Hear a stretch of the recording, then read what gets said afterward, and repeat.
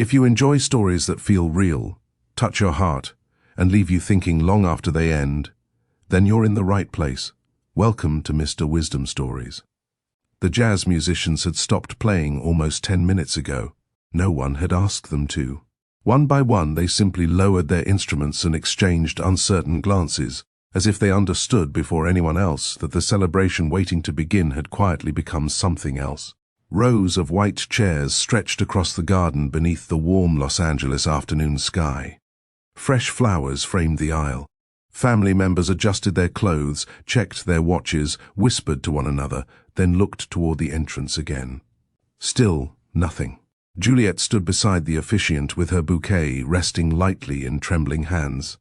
She kept smiling, not because she felt calm, because every time she stopped smiling, another guest looked at her with the kind of sympathy she wasn't ready to accept. Daniel was late. That had to be all this was. Traffic on the freeway could be unpredictable.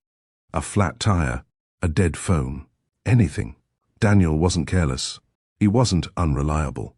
In nearly 4 years together, he had never once disappeared when someone was depending on him. The officiant glanced discreetly at his watch before looking toward Juliet. "Would you like a few more minutes?" Juliet nodded almost immediately. "Yes, he'll be here." She answered so quickly that she almost convinced herself. A phone vibrated somewhere behind the front row. Someone whispered, "Still going straight to voicemail." Another voice answered quietly, "I've called him 6 times. A little farther back, someone asked in a hushed tone that somehow carried across the silent garden, "Has anybody reached him?" The question landed harder than anyone intended. Juliet swallowed. She refused to let herself imagine the worst. Daniel loved her. She knew that as surely as she knew her own name. People didn't spend years building a future together only to disappear on the day they promised forever. There had to be an explanation. There had to be. She looked once more toward the entrance. Every face turned with her. No one walked through the gates. Minutes passed. Then more. The flowers remained beautiful. The wedding arch stood exactly where they had placed it the evening before. Every chair was filled. Everything they had spent months preparing waited patiently. Except the groom. 3 weeks later, Juliet stood outside her younger sister's apartment holding a paper bag filled with homemade soup. Jane hadn't answered many of her calls recently. When she did answer, every conversation ended quickly. She blamed work, photography assignments, deadlines, anything except what Juliet suspected. Grief changes people. Juliet knew that. She assumed they were grieving differently. She knocked once. A few seconds later, the door opened. Jane froze. For just a heartbeat, neither sister spoke. Then Juliet noticed something she hadn't expected. Jane wouldn't look at her. Not really. Her eyes met Juliet's for the briefest moment before dropping to the floor, almost as if eye contact itself had become painful. Juliet frowned. "Jane?"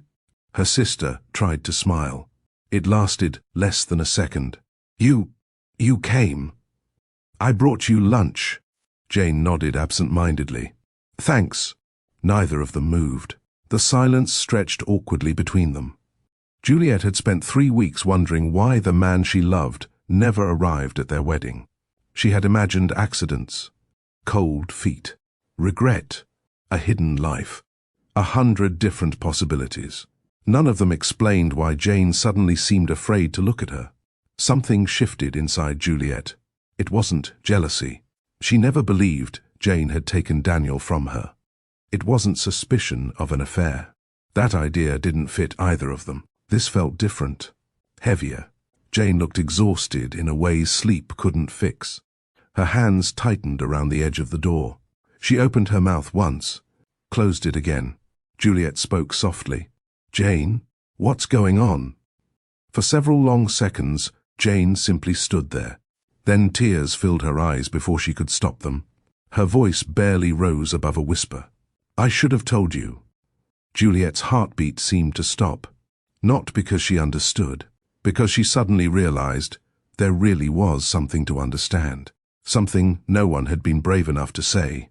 And whatever it was, it had been carried in silence for 3 long weeks. Welcome to Mr. Wisdom Stories. Here, we tell stories that touch the heart, challenge perspectives, and remind us how powerful life lessons can be. If you're new here, subscribe and become part of this journey. Before we continue, tell us something honestly in the comments. If the person you loved disappeared on your wedding day without a single explanation, could you ever forgive them? And if someone you trusted knew the truth, but stayed silent because they believed they were protecting you, would that feel any different? Your answers might change before this story ends. If stories about family, love, forgiveness, and difficult choices mean something to you, don't forget to like this video. It helps YouTube share these stories with more people who enjoy meaningful storytelling, and we'd love to have you with us for many more journeys like this. Because what happened to Juliet wasn't caused by betrayal in the way everyone first believed. No affair, no secret romance, no stolen fiancé. Instead, one frightened decision, followed by one well-intentioned promise, would leave three people questioning whether love alone is enough when honesty disappears. The hardest part wasn't that Daniel failed to appear at the wedding. The hardest part was discovering why he believed walking away was an act of love, and why Jane convinced herself that keeping his secret for just one day couldn't possibly change three lives forever. Neither of them understood that silence has a way of growing heavier with every sunrise. By the time the truth finally came home, the damage was no longer measured in days. It was measured in trust. And trust, once broken, asks far more than an apology before it agrees to return. This is where Juliet's story truly begins. Most mornings, Juliet arrived at the Children's Rehabilitation Hospital before the first families checked in. She liked the quiet that existed for a few minutes, before the hallways filled with voices, rolling therapy equipment, and parents carrying more hope than sleep. It gave her time to organize each treatment room, review the day's schedule, and remind herself that every child walking through those doors deserved her full attention, no matter what had happened in her own life. At 31, Juliet had been a pediatric occupational therapist long enough to understand that progress rarely arrived in dramatic moments. It usually appeared in the smallest victories: a little boy fastening the buttons on his own shirt for the first time, a young girl learning to hold a crayon without becoming frustrated, a teenager recovering from an accident finally managing to pour a glass of water without asking for help. To someone passing by, those moments might have seemed ordinary. To the families who had fought for them, they were unforgettable. Juliet never measured success by how quickly someone improved. She measured it by whether a child left believing tomorrow could be a little better than today. That belief shaped the way she lived outside the hospital too. One Tuesday morning, she knelt beside a 6-year-old patient who had been trying for nearly 15 minutes to stack a set of colorful blocks using his weaker hand. Every few seconds, the tower collapsed before reaching the fourth block. The little boy sighed dramatically. "I'm bad at this." Juliet smiled gently. "You've knocked it over 7 times. "I know. How many times have you started again?" He looked down at the scattered blocks before quietly answering. 7. She nodded. "That sounds like someone who's practicing, not someone who's giving up." He thought about her words for a moment before reaching for another block. "You really think I can do it?" "I think you've already done the hardest part." "What's that?" "You kept trying after it got frustrating." The little boy smiled and carefully balanced another block on top of the others. This time, the tower stayed standing. His mother covered her mouth as tears filled her eyes. Juliet didn't celebrate loudly. She simply smiled at both of them, knowing the victory belonged to the family far more than it belonged to her. Moments like that reminded her why she had chosen this career. Children rarely pretended to be stronger than they felt. If they were scared, everyone knew. If they were proud, everyone knew that too.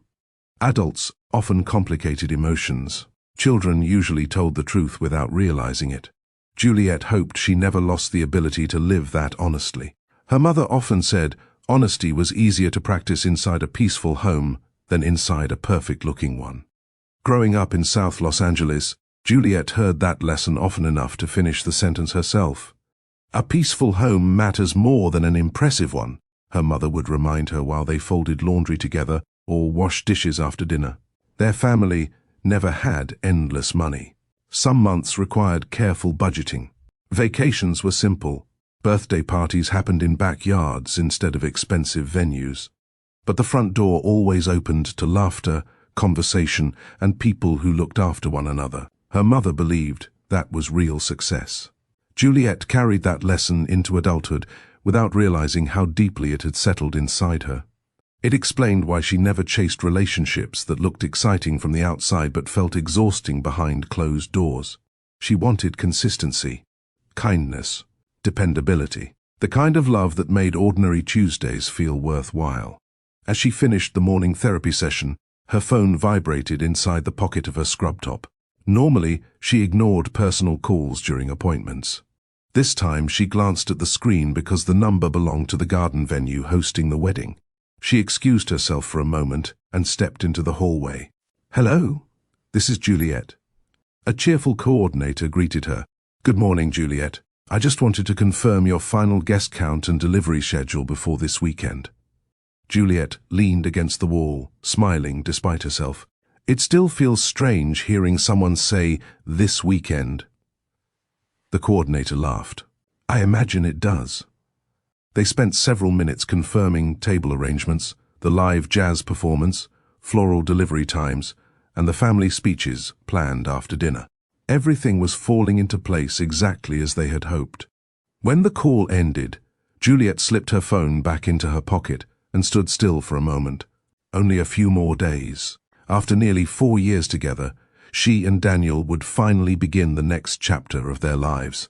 She wasn't dreaming about expensive vacations or a larger house.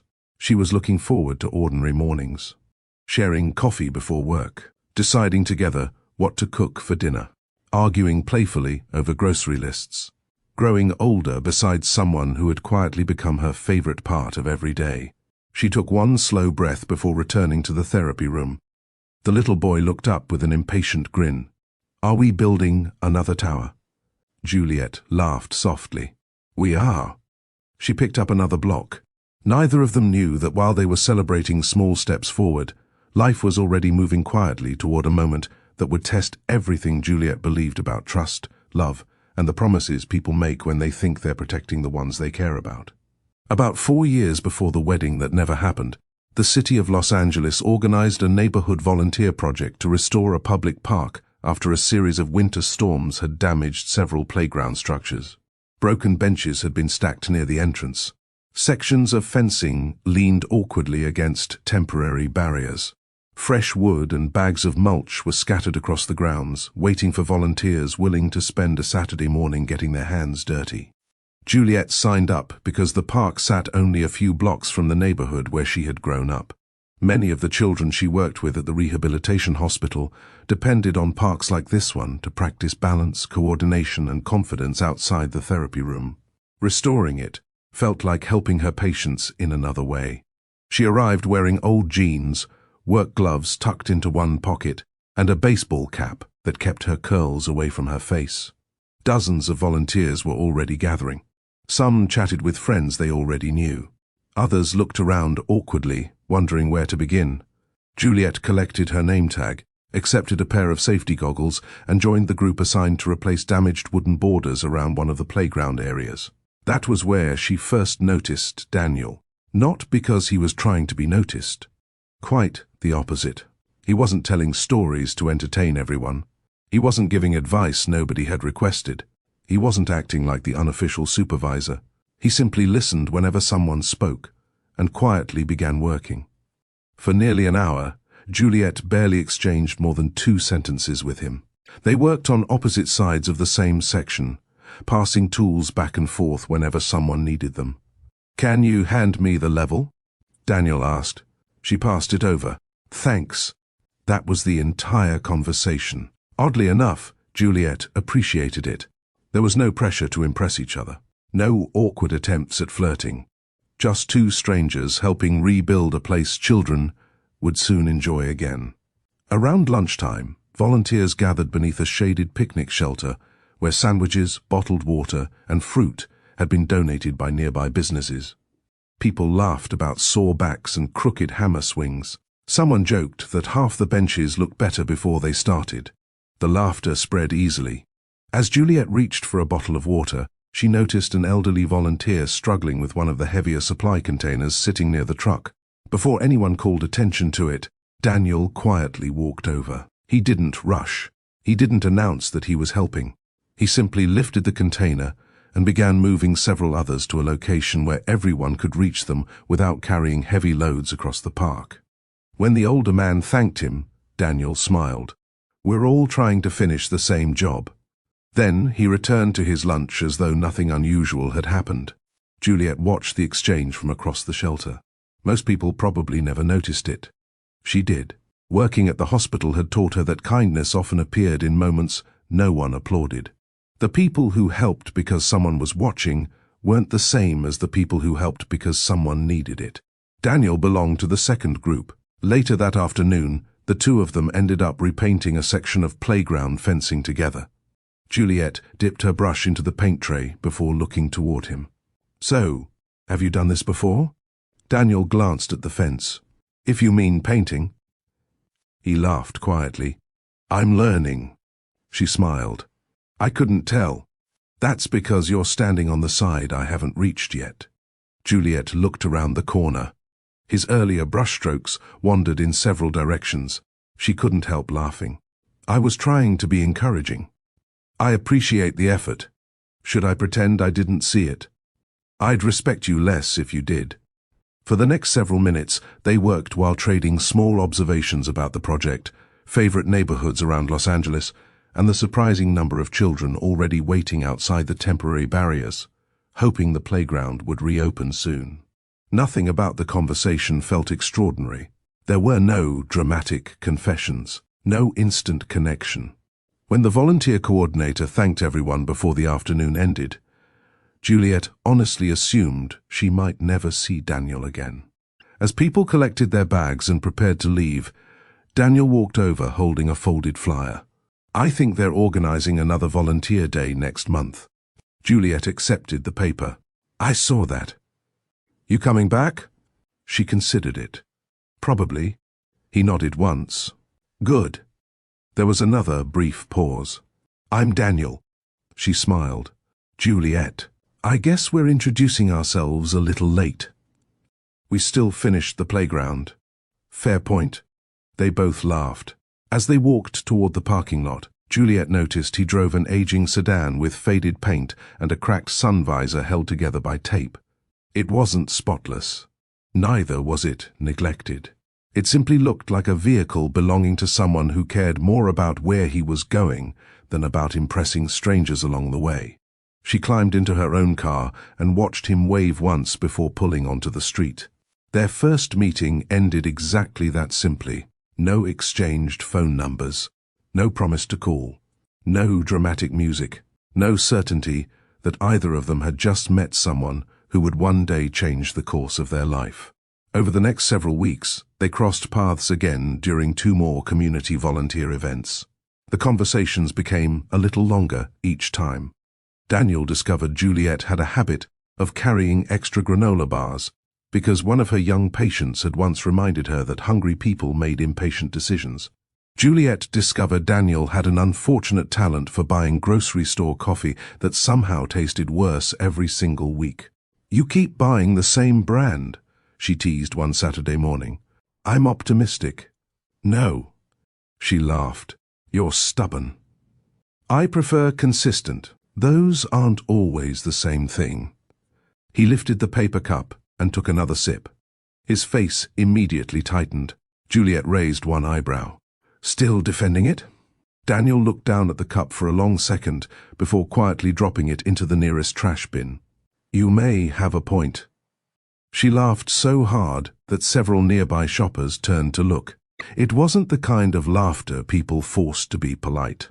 It was effortless, comfortable, the kind that arrives when 2 people stop worrying about making a perfect impression. Neither of them knew it yet, but those ordinary Saturdays, simple conversations and quiet acts of kindness were becoming the foundation of a relationship that would one day feel safe enough to build an entire future upon. By the time Juliet and Daniel had been together for nearly 3 years, the excitement of a new relationship had quietly settled into something they both valued much more. Predictability, not the kind that made life boring, the kind that made life feel safe. Daniel knew Juliet would call her mother every Wednesday evening, even if the conversation lasted only 10 minutes. Juliet knew Daniel preferred grocery shopping early on Saturday mornings because the aisles were quieter, and he somehow managed to compare the prices of nearly everything before putting it into the cart.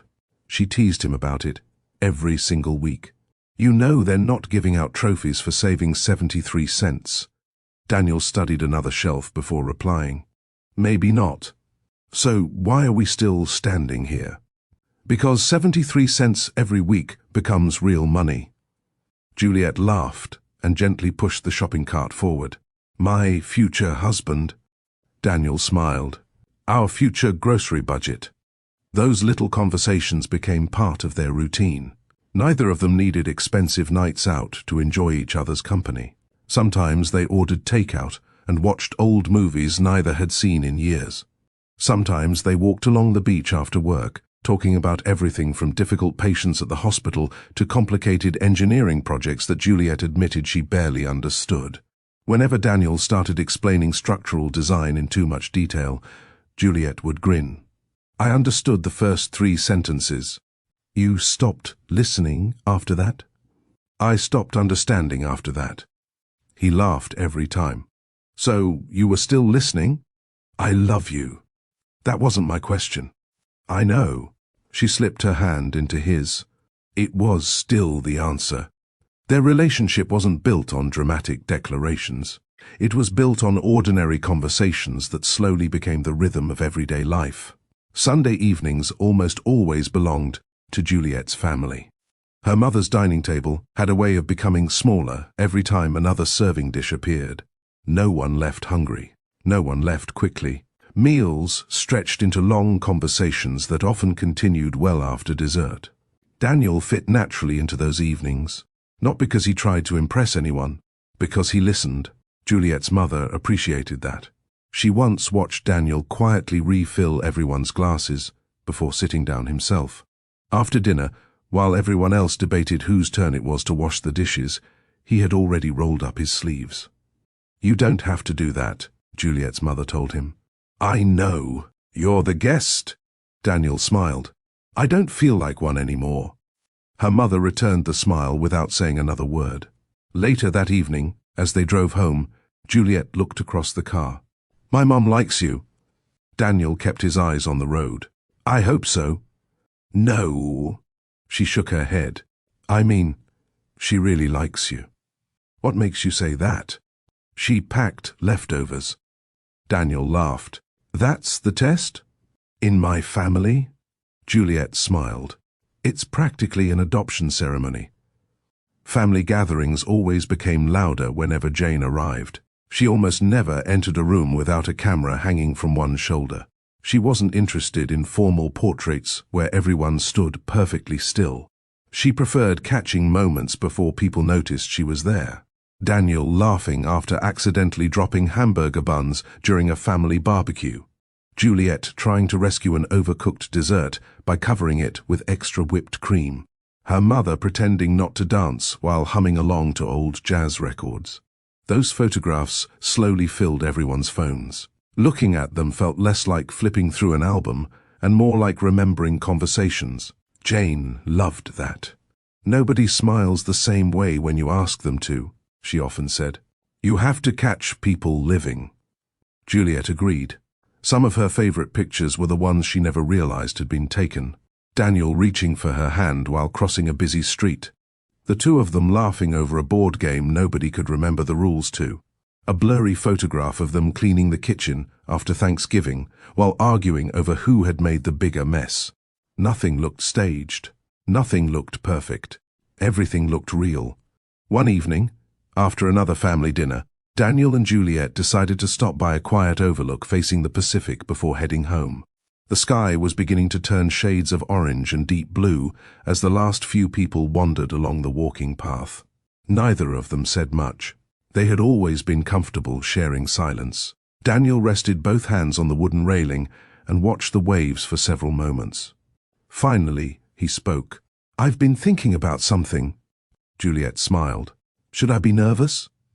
"I hope not." He turned toward her. "I've spent a long time trying to imagine what my future looks like." She waited. "I keep reaching the same conclusion."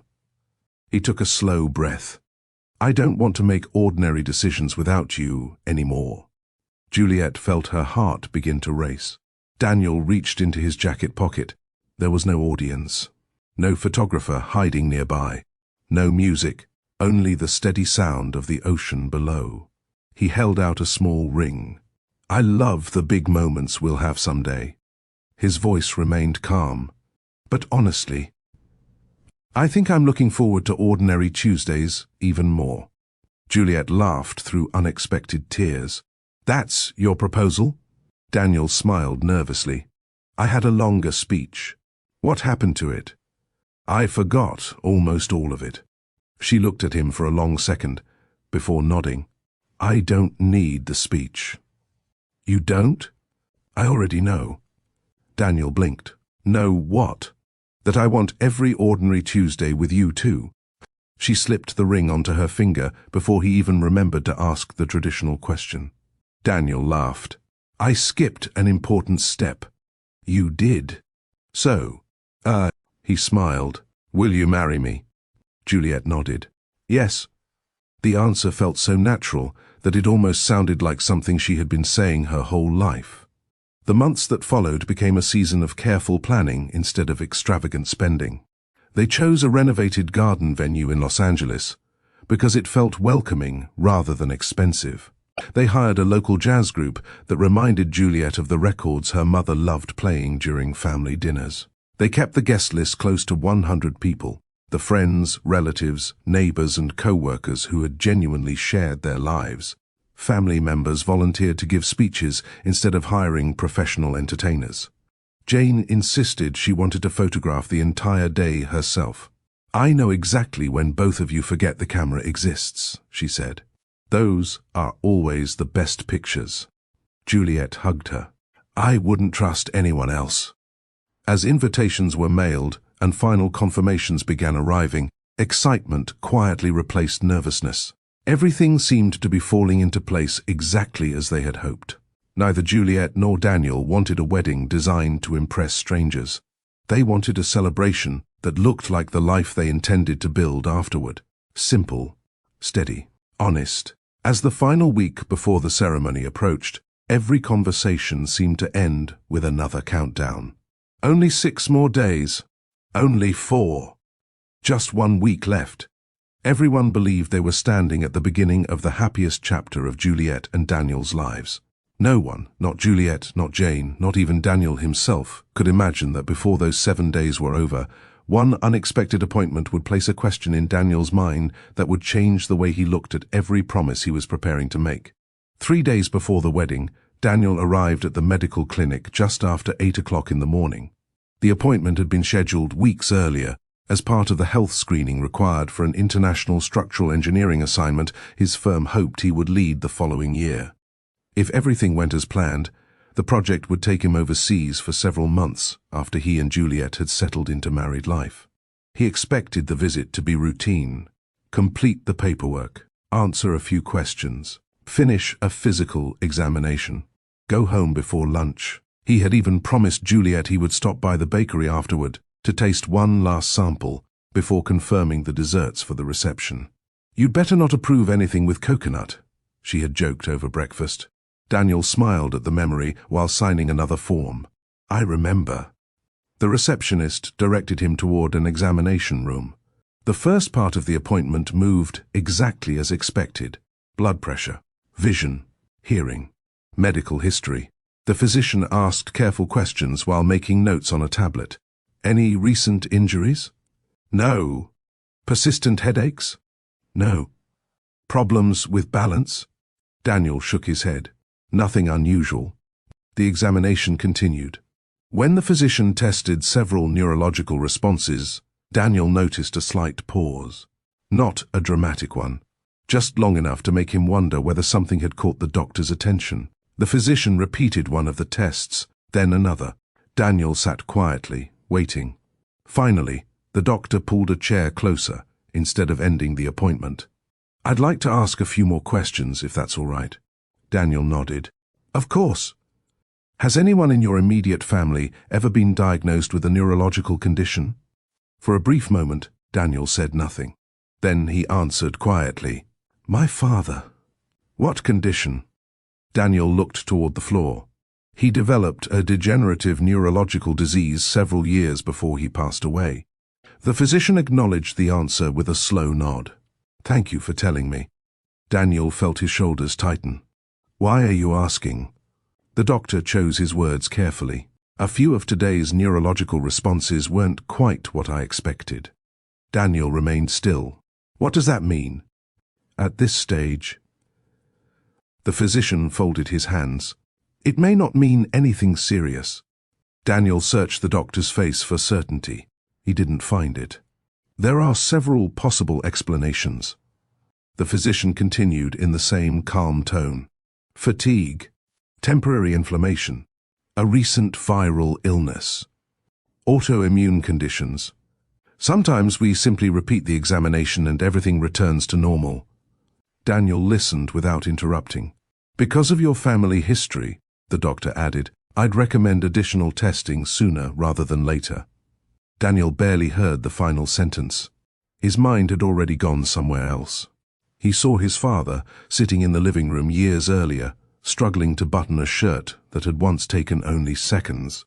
He remembered pretending not to notice when simple movements became difficult. He remembered his mother quietly sorting through medical bills after everyone else had gone to bed. He remembered conversations ending the moment he entered the room. He remembered promising himself that if he ever loved someone enough to ask for forever, he would never knowingly ask that person to live through the same pain. The physician continued explaining the next steps. "We're not making a diagnosis today." Daniel looked up. "I'm sorry? I don't want you leaving here believing we've reached a conclusion." The doctor spoke slowly to make sure every word was understood. "We have unusual findings. That's all. The purpose of additional testing is to determine why those findings appeared. So you don't think I have what my father had?" "I don't have enough information to say that." "And you don't think I don't have it either?" "That's correct." The room became very quiet. Daniel appreciated the doctor's honesty. At the same time, uncertainty felt impossible to hold. Certainty, even terrible certainty, seemed easier than waiting. The physician handed him several referrals for further evaluations. "I know this is difficult." Daniel accepted the papers. "When should I schedule these?" "As soon as possible." He nodded automatically. A few minutes later, he walked out of the clinic carrying a folder that suddenly felt much heavier than paper should. Outside, Los Angeles moved exactly as it always had. Traffic filled the streets. Construction crews continued their work. People hurried toward coffee shops, office buildings, and bus stops. Nothing around him suggested that anything had changed. Yet everything inside him felt different. He sat behind the steering wheel without starting the engine. Juliet's name appeared on his phone. A text message. "Don't forget the bakery. I'm trusting your judgment, even if I probably shouldn't." For the first time since they had met, Daniel looked at her message without knowing how to answer. The doctor had said one sentence more than any other. "We don't know yet." But as Daniel stared through the windshield, another sentence repeated inside his own mind instead. "Your father. Again, your father. Again." Every reassurance the physician had offered seemed quieter than that single memory. By the time he started the car, fear had already begun changing what he believed the future looked like, even though no one had told him what that future would be. Daniel stopped at the bakery exactly as he had promised. He stood in front of a display filled with small desserts the owner had prepared for the final tasting, but he barely noticed any of them. "Good timing," the baker said cheerfully. "Your fiancé called earlier. She said you have the final vote today." Daniel forced a polite smile. "I'm sure everything will be great." The baker laughed. "That's not much of an opinion." Daniel looked down at the tray in front of him. "I'm sorry." "Long morning?" He nodded. "You could say that." The baker didn't press for details. After sampling 2 desserts Daniel could hardly taste, he approved the selections Juliet had already preferred during their previous visit. When he walked back outside carrying the confirmation receipt, he realized he had completed the errand almost automatically. His body had continued moving through the day. His mind had remained inside the examination room. That evening, Juliet unlocked the front door, balancing 2 grocery bags against her hip. "I'm home." Daniel answered from the kitchen. "So am I." She smiled. That's usually how it works. Normally he would have met her at the door to help carry the groceries. Today he remained standing beside the sink, staring into a mug of coffee that had long since gone cold. Juliet set the bags on the counter. "You okay?" "I'm fine." The answer came too quickly. She looked at him for another moment. "You don't look fine." He managed a small smile. "I think wedding planning is finally catching up with me." She reached for an apple and tossed it lightly toward him. He caught it without thinking. "There." She grinned. "Vitamin therapy." Daniel chuckled quietly. "I'm pretty sure that's not how medicine works." "No, but it sounded convincing." For a moment, the conversation felt almost normal. Then, the silence returned. Juliet began unpacking groceries while watching him from the corner of her eye. During the past week, she had noticed little changes. Nothing dramatic. Daniel had become quieter. He smiled less often. Sometimes she caught him staring out the window without realizing several minutes had passed. Other times she asked a question and had to repeat it because he seemed somewhere else entirely. She assumed the wedding was weighing on him. It was weighing on both of them. Planning a celebration for 100 guests while balancing full-time jobs would leave almost anyone exhausted. She refused to believe it was anything more serious than that. "You know," she said while placing vegetables into the refrigerator, "we can simplify things." Daniel looked over. "What do you mean?" "If all this planning is becoming too much, we don't have to make every decision perfectly." He stayed quiet. She continued. "We could even skip some of it. The extra decorations, the welcome baskets, the fancy seating chart." Daniel smiled faintly. "You've spent months organizing everything." "I've spent months planning a marriage." She shrugged. "The wedding lasts one day. I'd rather enjoy that day than survive it." Daniel wanted to tell her everything. The words almost reached his lips. "The doctor found something. I need more tests. I'm scared." Instead, he heard another voice inside his own memory. His father, slowly losing pieces of the life he loved. His mother carrying responsibilities that never seemed to end. He imagined Juliet smiling through years of hospital appointments simply because she refused to abandon someone she loved. The thought broke his heart, not because he doubted her love, because he believed she would choose him even if it meant sacrificing the future she deserved. He couldn't bear the possibility. Juliet noticed he hadn't answered. She stepped closer. "Hey." He met her eyes. "If you're worried about something." She rested a hand gently against his arm. "You don't have to carry it alone." For one dangerous second, Daniel nearly did exactly that. He opened his mouth. Nothing came out. Finally, he shook his head. "I'll be okay." Juliet searched his face. She had spent years helping children whose bodies sometimes struggled to communicate what they wanted. She had learned to pay attention to the smallest signals. People weren't much different. Sometimes silence said more than words. She didn't believe Daniel was lying because he wanted to hurt her. She believed he was protecting something. She just didn't know what. "Promise me one thing." Daniel nodded. "What?" "If it gets bigger than wedding stress." She squeezed his hand. "Tell me." "I will." He hated himself the moment the promise left his mouth. The following afternoon, Daniel sat alone in his office after everyone else had gone home. The referrals from the clinic rested on his desk beside engineering drawings he hadn't been able to concentrate on all day. He picked up his phone, opened Juliet's contact, pressed the call button. The phone rang once, twice. Before she could answer, he ended the call. He rubbed both hands across his face. "This isn't helping," he whispered to himself. He tried again. This time, he rehearsed the conversation before dialing. "Juliet, something happened at my appointment." "No, too frightening. The doctor wants more tests." "Still wrong. There's probably nothing to worry about." He stopped himself. What if there was? How could he reassure her when he didn't believe the reassurance himself? The phone remained silent in his hand. Eventually, he placed it back on the desk without making the call. Late that night, after Juliet had gone to bed, Daniel quietly entered the spare bedroom where several wedding supplies had been stored. Boxes of decorations lined one wall. Stacks of folded programs waited to be packed into the car later that week. He stood there for several moments before opening the closet.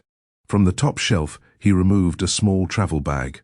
Slowly, almost mechanically, he placed a few changes of clothes inside. A toothbrush, a charger, his passport, nothing more. He zipped the bag closed halfway, then stared at it. The room became painfully still. Daniel wasn't preparing for a honeymoon. He wasn't preparing for the international engineering assignment. He wasn't even sure what he was preparing for. Only one thought kept returning. If the tests confirm my worst fear, I can't let Juliet become trapped by a promise she made before she knew the truth. He slid the travel bag toward the back of the closet just before hearing footsteps in the hallway. Quickly closing the closet door, he stepped back into the bedroom. Juliet appeared wearing one of his oversized sweatshirts. "I woke up and thought you were still working." Daniel smiled, hoping it looked natural. "I was just putting some things away." She walked over and rested her head lightly against his shoulder. "Come to bed." He wrapped an arm around her. For a moment, he allowed himself to believe everything could still be normal. Then, as they turned off the lights and walked down the hallway together, the hidden travel bag remained alone in the closet. Waiting silently beside boxes filled with decorations for a wedding Daniel was no longer certain he had the right to attend. The morning before the wedding arrived long before sunrise. Los Angeles was still quiet when Daniel pulled his car into the parking lot outside Jane's apartment building. He had barely slept. Several times during the night, he had closed his eyes only to wake again, hearing the physician's calm voice repeating the same words. "We don't know yet." But every time Daniel remembered the appointment, another memory pushed those words aside. His father struggling to stand without help. His mother pretending everything would be all right. A family learning how quickly ordinary life could disappear. Daniel turned off the engine, but remained sitting behind the steering wheel. His hands rested against it without moving. He had no idea how long he stayed there. Eventually he took one slow breath, stepped out of the car, and walked toward the entrance. Jane answered the door almost immediately. She smiled the instant she saw him. "There you are." She stepped aside. "I was starting to wonder if the groom had decided to disappear before rehearsal." Daniel tried to smile. It never reached his eyes. Jane's expression changed. "What happened?" He didn't answer. Instead, he quietly walked inside. Jane closed the door behind them. The apartment felt unusually still. She studied him for several seconds. "You look exhausted." "I am." "Sit down." Daniel lowered himself onto the edge of the couch. Jane disappeared into the kitchen and returned carrying 2 mugs of coffee. She handed one to him. He accepted it without drinking. Finally, she spoke again. "Daniel." Her voice became softer. "You're worrying me." He looked at the untouched coffee before answering. "I had a medical appointment 3 days ago." Jane frowned. "The one for the overseas project?" He nodded. "They found something." The room fell silent. "What do you mean?" They noticed abnormal neurological responses. Jane stared at him. "What does that mean?" "I don't know. They want more testing. They asked about my father." Jane remained quiet, allowing him to continue. Daniel slowly explained everything. The examination, the repeated neurological tests, the doctor's questions, the referrals, the uncertainty. By the time he finished, Jane understood exactly what the physician had actually said. She also understood something Daniel had completely missed. "Daniel." She leaned forward. They didn't diagnose you. I know. They specifically said they don't know what's causing it. I know. They also told you there are several possible explanations. I heard them. Jane looked at him carefully. Then why are you acting like they've already told you the worst? Daniel's eyes drifted toward the floor. Because I've seen what the worst looks like. Neither of them spoke for several seconds. When he finally continued, his voice was quieter than before. I watched my father disappear a little at a time. Jane listened. I watched my mother give up pieces of her own life because she loved him. He swallowed. I promised myself I'd never ask someone else to carry that. Jane shook her head. Juliet wouldn't see it that way. I know. She loves you. I know. She'd want to face it with you. That's exactly what I'm afraid of. Jane stared at him. Daniel looked directly at her for the first time. If the tests come back the way, I'm afraid they will. His voice caught. She'll stay? Jane answered immediately. Of course she'll stay. Because she loves you. Daniel nodded. Exactly. He placed the untouched mug on the coffee table. And if I marry her before she knows what might be coming. He struggled to finish the sentence. Then I take away her chance to choose. Jane stood so quickly her chair slid backward. No. Daniel looked up. No? No. She crossed her arms. You're deciding for her. I'm trying to protect her. You're protecting yourself from watching her make a decision you don't like. Daniel flinched. That's not fair. It isn't. Jane's eyes filled with frustration. You're assuming you already know the future. I know what happened to my father. You know what happened to your father? She emphasized every word. You do not know what's happening to you. Daniel rubbed both hands across his face. I can't risk it. You can't cancel your wedding because of something that hasn't even been diagnosed. I'm not canceling it. Jane looked confused. What are you saying? Daniel took a slow breath. I'm not going. The words hung between them. Jane blinked once, then again. I don't think I heard you correctly. I'm not going to the ceremony. Her voice rose before she realized it. Daniel, have you completely lost your mind? He remained silent. She reached for her car keys from the nearby table. Fine. I'm driving you there myself. Daniel didn't move. You don't have to say a word. We'll tell Juliet together. We'll explain everything. If she wants to postpone the wedding, that's her decision. If she wants to marry you anyway, that's also her decision. Daniel slowly shook his head. I can't. You mean you won't? I won't. Jane closed her eyes for a moment, fighting to stay calm. Listen to me. She sat beside him again. Fear has a way of making tomorrow feel certain. But tomorrow hasn't happened. Please don't destroy your life over something you don't even know is true. Daniel looked at the floor. I've already made my decision. The words broke something inside Jane. She had never seen him this certain about something that sounded so wrong. After several long moments, Daniel spoke again. I need you to do one thing for me. She didn't answer. If the doctors tell me I'm wrong. He finally looked at her. If all the additional tests come back clear, I'll go to Juliet myself. I'll tell her everything. I'll spend the rest of my life earning back her trust. Jane's eyes searched his face. And if they don't? Daniel didn't answer. Instead, he quietly said, Give me 24 hours. She stared at him. That's all. 24 hours. Jane wanted to refuse. Every instinct told her to call Juliet immediately, to drag Daniel to the wedding if necessary, to stop him from making the biggest mistake of his life. But another thought slowly entered her mind. Maybe he was simply terrified. Maybe tomorrow the doctors would reassure him. Maybe 24 hours really wouldn't matter after 4 years together. Against her better judgment, she nodded. One day.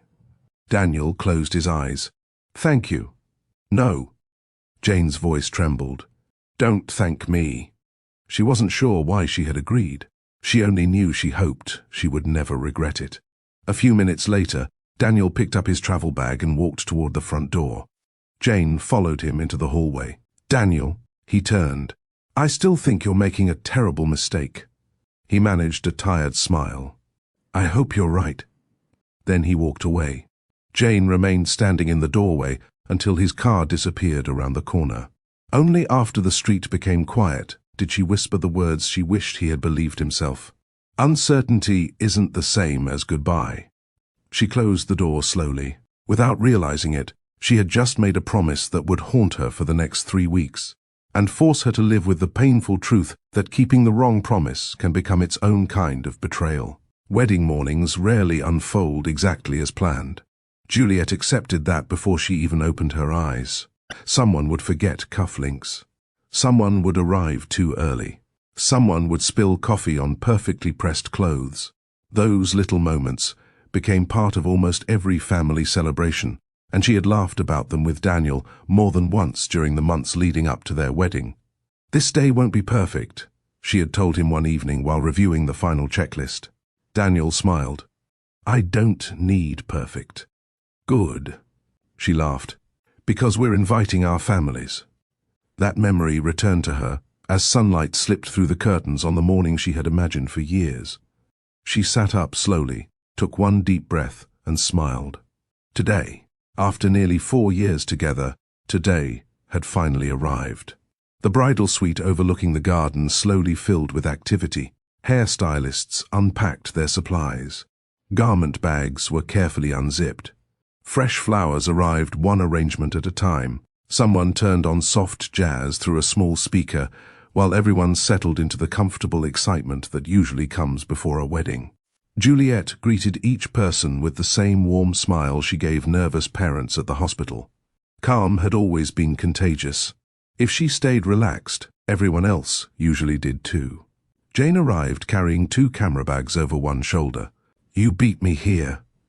Juliet looked at the clock. "You said 8. "I said around 8. Jane grinned.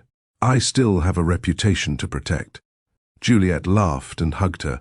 "You brought enough cameras for a magazine." "I brought enough batteries because I know this family." "You think we'll wear them out?" "I know someone will forget to charge something." Juliet smiled. "Probably me." Jane adjusted one of the camera straps. "Not today. I'm making sure today is remembered properly." For a brief moment, her smile faded. The memory of Daniel sitting in her apartment less than 24 hours earlier flashed through her mind.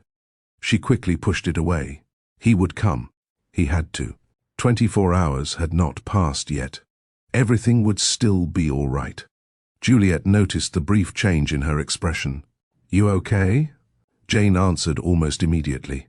"Just making sure I don't miss anything." Juliet nodded without another thought. That answer sounded exactly like her sister. Outside, guests began arriving one family at a time. Children pointed excitedly toward the flower arrangements lining the stone pathway. Older relatives greeted one another with warm embraces that made years disappear in an instant. The musicians tuned their instruments beneath a shaded corner of the garden. Conversations floated easily across the venue. Laughter blended with the soft sound of glasses being arranged on nearby tables. Juliet's mother stepped into the bridal suite carrying a small box. "I almost forgot." Juliet looked up. "What is it?" "Your grandmother's earrings." Juliet smiled immediately. "I thought they were still in your dresser." "They were." Her mother carefully fastened them before stepping back to admire her daughter. For several seconds, she said nothing. Then she quietly wiped one corner of her eye. "Oh, no." Juliet laughed. "We promised nobody would cry before the ceremony." "I know." Her mother smiled through the tears. "I'm failing already." Juliet wrapped both arms around her. "I'm still right here." "I know." Her mother's voice softened. "I just remembered the little girl who used to practice wedding walks in the hallway wearing my bedsheets." Jane lifted her camera. "Don't move." Click. The photograph captured all 3 of them laughing together. Jane lowered the camera. Perfect. She silently prayed Daniel would arrive before another picture had to be taken without him. Across town, guests continued filling the garden. Friends from the rehabilitation hospital signed the guest book before finding their seats. Several of Daniel's co-workers stood near the entrance talking quietly about how unusual it felt seeing their dependable project manager taking a day away from work. If anyone planned a wedding like an engineering project, one of them joked, it was Daniel. Everyone laughed. No one imagined the joke would become painfully ironic. Back inside the bridal suite, Juliet looked at her phone. One unread message from a co-worker, another from a cousin already seated at the venue. Nothing from Daniel. She frowned only slightly. That wasn't unusual. They had agreed to spend the morning separately to avoid accidentally seeing one another before the ceremony. She slipped the phone back onto the table. He'll probably be too busy answering everybody else's questions, she said with a smile. Jane looked away before Juliet noticed the worry in her eyes. I'm sure he is. The wedding coordinator entered a few moments later. We're about 30 minutes from the ceremony. Juliet stood. The room suddenly became quieter. Someone adjusted the train of her dress. Another person handed her bouquet into waiting hands.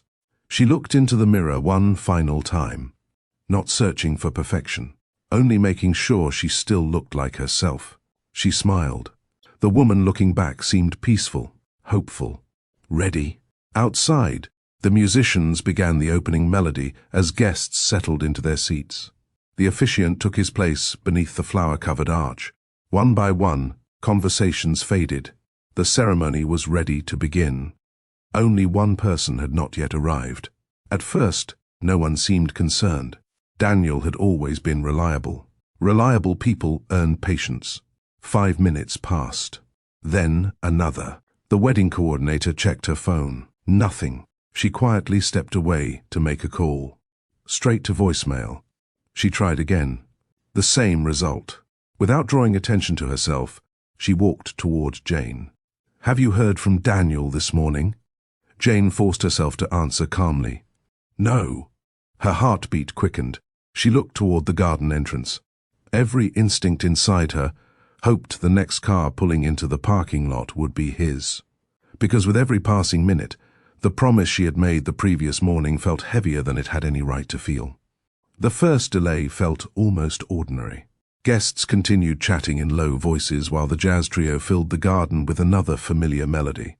A few people smiled toward the entrance each time they heard footsteps, expecting Daniel to appear with an embarrassed apology about impossible traffic or a misplaced suit jacket. Juliet stood just inside the bridal suite with her bouquet resting against her waist. The wedding coordinator returned after another unanswered call. He may have driven through an area with poor reception, she said carefully. Juliet nodded. That happens. The answer sounded calm. She wanted it to sound calm.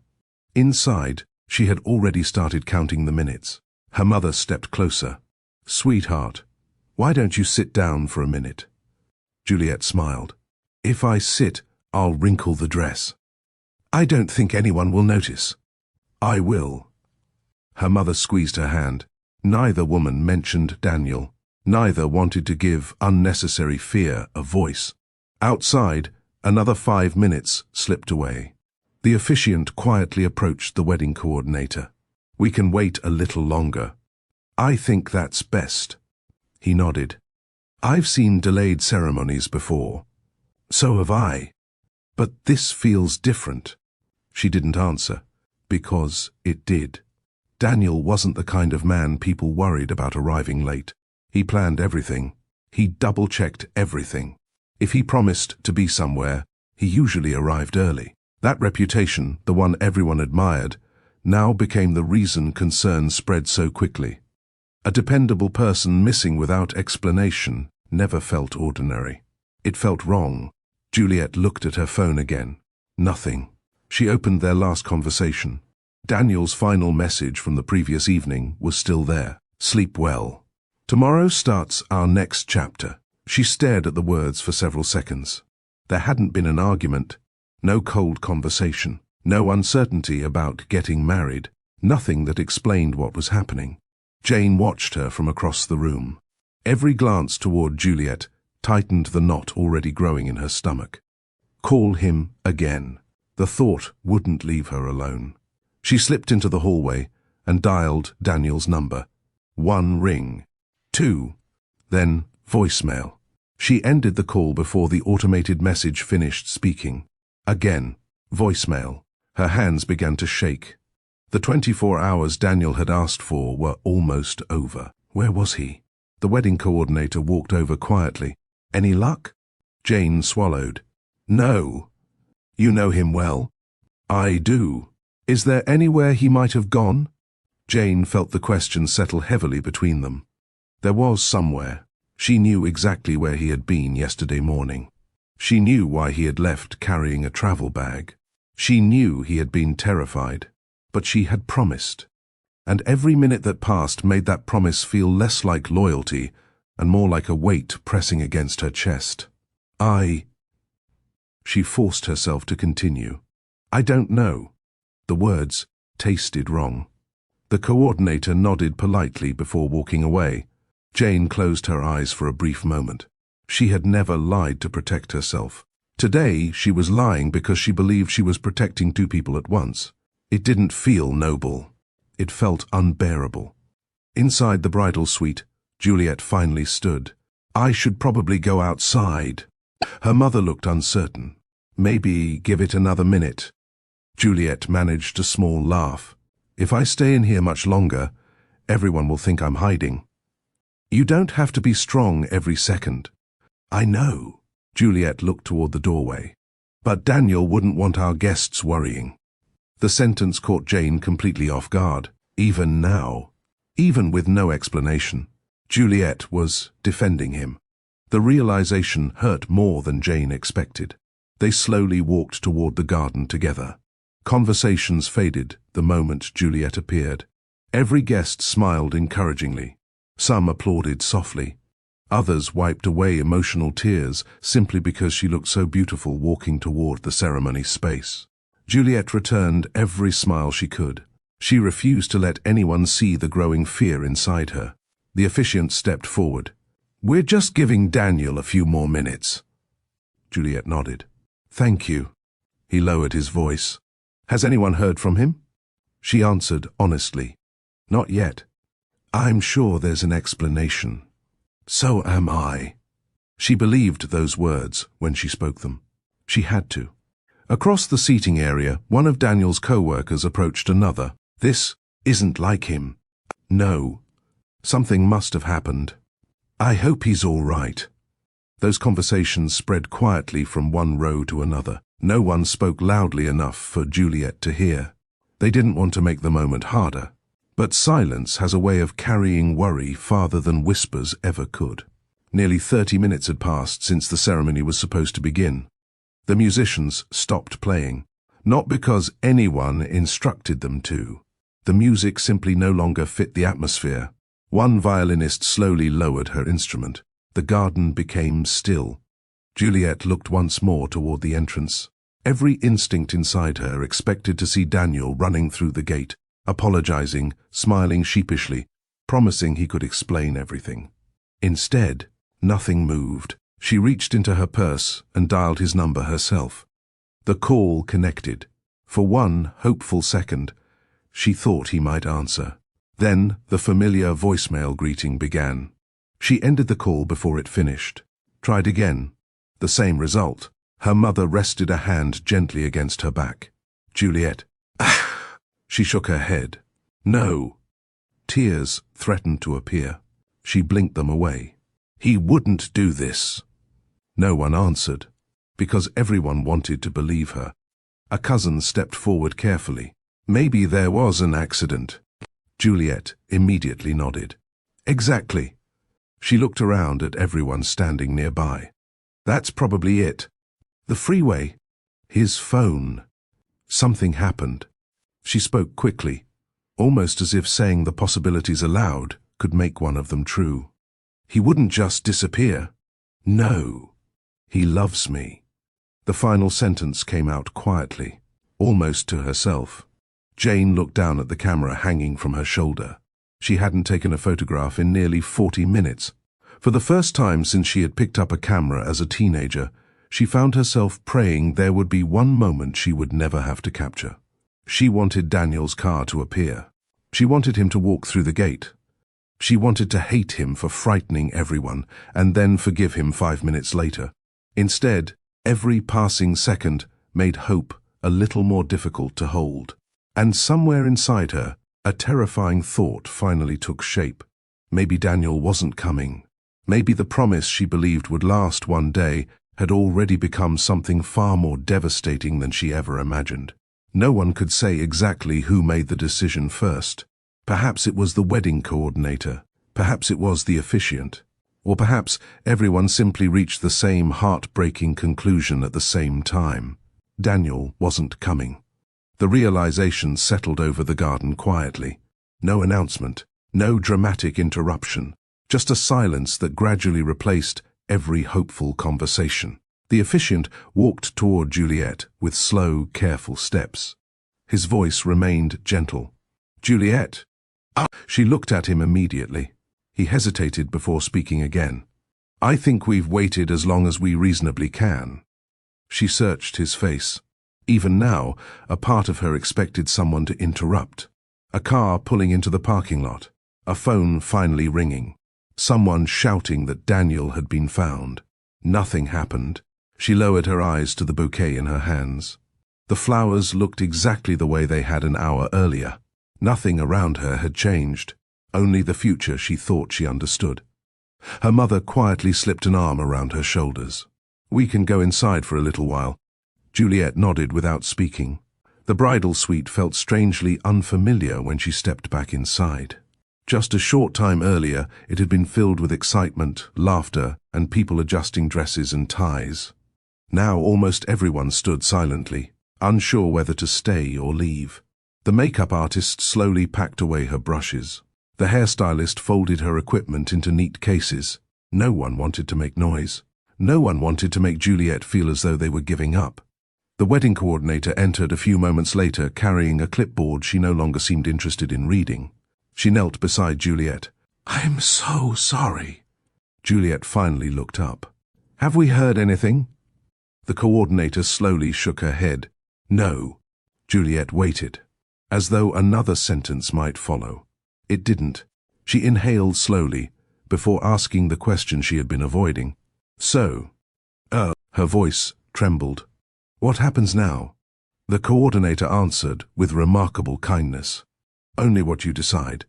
Juliet stared ahead for several long seconds. Then she whispered, "I can't ask everyone to wait forever."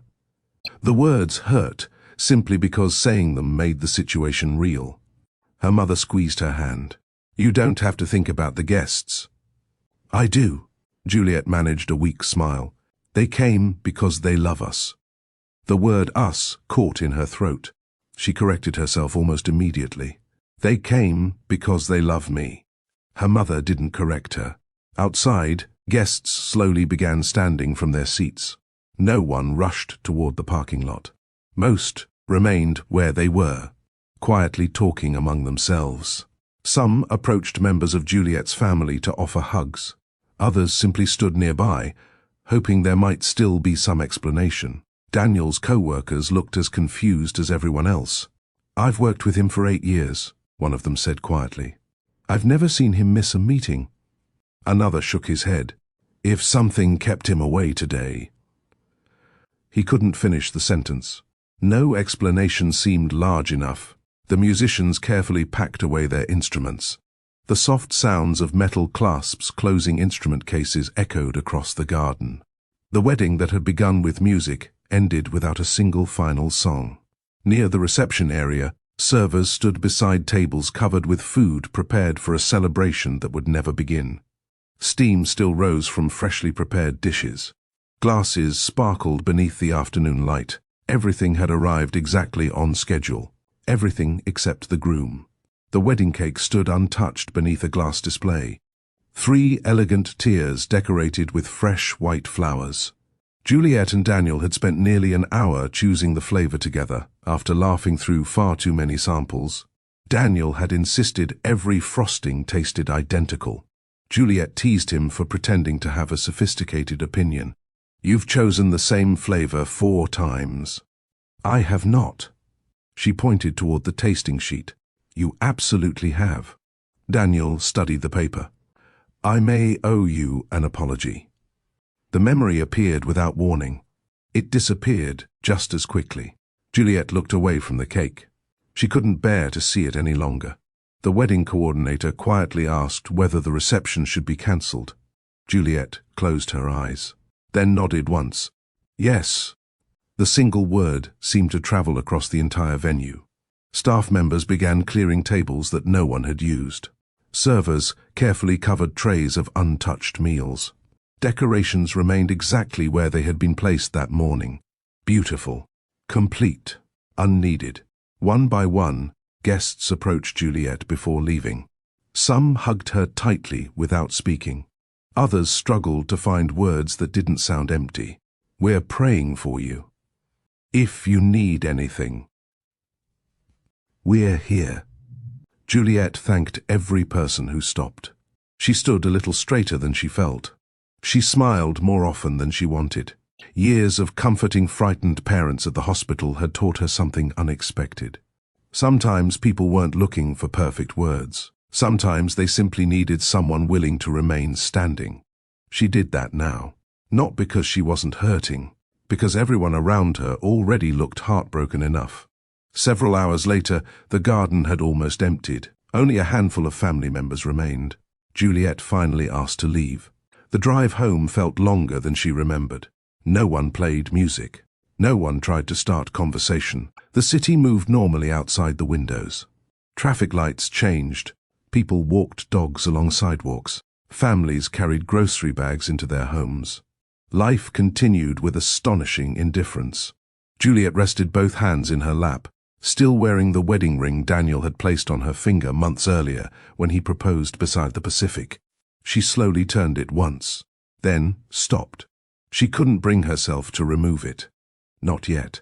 When they arrived home, she stepped inside without changing out of her wedding dress. The living room looked exactly as they had left it the previous evening. 2 coffee mugs still sat in the sink. A folded grocery receipt rested on the kitchen counter. Daniel's jacket still hung near the front door. Every familiar object made the silence louder. Juliet walked into the bedroom. His side of the closet stood open. Several shirts remained hanging neatly where they belonged. She reached out and touched one sleeve before quietly closing the door again. She sat on the edge of the bed. For the first time all day, she stopped trying to be strong. No loud sobs escaped her. No dramatic cries filled the room. Only tears she could no longer hold back. Across town, Jane unlocked the door to her apartment. She placed both camera bags on the floor. For several seconds, she simply stood there. Then she slowly opened one bag and removed the memory cards from her camera. Image after image appeared across the screen. Juliet smiling while getting ready. Their mother fastening her grandmother's earrings. Family members laughing before the ceremony. The empty aisle. Guests waiting. Hope fading from every face. There wasn't a single photograph of Daniel. Jane stared at the final image she had taken. Juliet standing beneath the flower-covered arch, still believing the next person to walk through the gate would be the man she loved. Jane covered her mouth as tears finally escaped. "I should have told her," she whispered into the empty apartment. She repeated the words again and again. The promise she had believed would protect her sister now felt impossible to defend. For the first time since Daniel had walked out of her apartment the previous morning, Jane understood something with painful clarity. Some promises become heavier every hour they remain unbroken, and hers had only just begun. The Monday after the wedding felt strangely ordinary. The alarm rang at the same time it always had. Morning traffic filled the streets outside Juliet's apartment. The coffee maker finished brewing before she remembered she had programmed it for 2 people instead of 1. She stood in the kitchen for several seconds looking at the second mug sitting beside hers. Eventually she poured only 1 cup. The other remained empty. She didn't put it away. Not yet. When she arrived at the Children's Rehabilitation Hospital, Several co-workers greeted her with gentle smiles instead of their usual cheerful conversations. No one knew exactly what to say. News traveled quickly when nearly 100 people witnessed a groom who never arrived. Some had heard the story from relatives, others from friends who attended the ceremony. A few had already seen people discussing it on neighborhood social media pages, each version becoming a little less accurate than the last. Juliet understood something about silence. When people don't know the truth, they often create one that feels complete. She refused to read any of it. As she walked toward the therapy department, one of her co-workers stopped beside her. "You don't have to be here today." Juliet smiled politely. "I appreciate that. You could have taken more time." "I thought about it." The co-worker waited. Juliet looked toward the treatment rooms. "My patients don't stop needing help because my life became complicated." Her co-worker gently touched her shoulder. "If today gets too hard, I'll tell someone." She meant it. Then she walked inside. The first appointment of the morning involved one of the children she had worked with for nearly a year. The little boy looked up the moment she entered. "I built another tower." Juliet smiled. "Did you?" "It stayed up." "I'm not surprised. You told me to keep trying." The words landed differently than either of them expected. Juliet felt something tighten inside her chest. She remembered saying exactly those words only days before the wedding. She forced herself to smile. "I'm glad you listened." For the next 45 minutes, she focused completely on helping him through each activity. She corrected hand positions, encouraged every small improvement, celebrated progress exactly the way she always had. Parents thanked her as they left. Children laughed in the hallway. From the outside, nothing about Juliet appeared different. Only she knew how much energy it took to remain present. During lunch, she sat alone in the staff break room. Normally, Daniel would have sent a message by then. Something simple. "Don't forget to eat." Or, "How's your morning going?" Her phone remained silent. She checked it anyway. No missed calls. No messages. Nothing. She slipped it back into her bag before anyone noticed.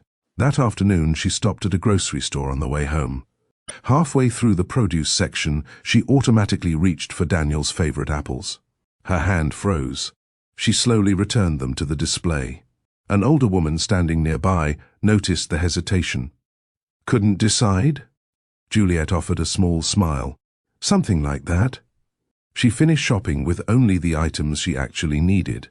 Even then, she caught herself choosing enough pasta for 2 people, before quietly putting one box back. Grief often appeared in the smallest habits. At family dinner the following Sunday, conversations struggled to find a natural rhythm. Everyone wanted to protect Juliet. Unfortunately, protection often sounded like opinion. One relative sighed. "I still can't believe Daniel would disappear like that." Another answered quietly, "There has to be more to the story." A third shook his head. "I don't know. If a man truly loves someone—" He stopped when he realized Juliet was listening. She set her fork down gently. "I don't know why Daniel didn't come." The room became silent. "But I do know the man I've known for 4 years."